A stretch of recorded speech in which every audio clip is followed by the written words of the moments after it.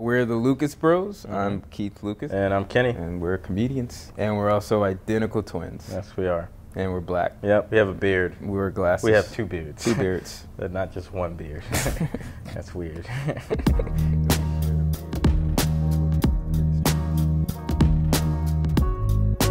I mean, when I was a kid in Newark, the last thing I thought was that I'd be doing The Tonight Show. What I thought about the most was trying to get the fuck out of the ghetto. I think that was the main, it was survival. It's just like, get the fuck out of We were born, my mom was homeless at the time. And then she eventually got public housing at the Garden Spires, which is these two very large high-rises. You remember The Wire?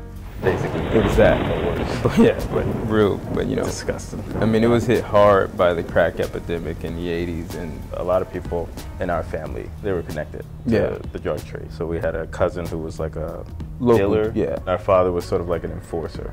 So yeah, he's in prison for life now. But our mom, I mean, she worked two jobs.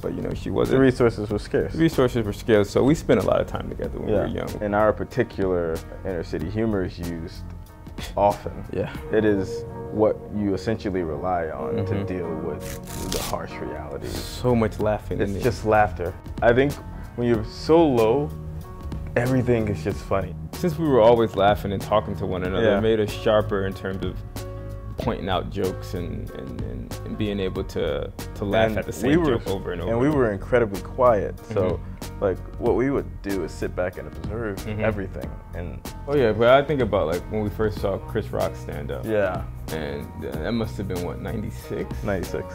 And we would just repeat the bits over and over and over. And we would rush home after school and just put in the Chris Rock tape and just watch it for every day. And then we'd watch movies like Friday and just repeat the jokes over and over and over again. Right. And we watched Martin, Will and Grace, Third Rock from the Sun, Living Single, all of the Saturday morning cartoons. And every Saturday we watch SNL with our mom. We consumed so much TV. It was insane. It was mostly comedy. You know, we grew up in horrible circumstances, and I know the power of comedy. Yeah.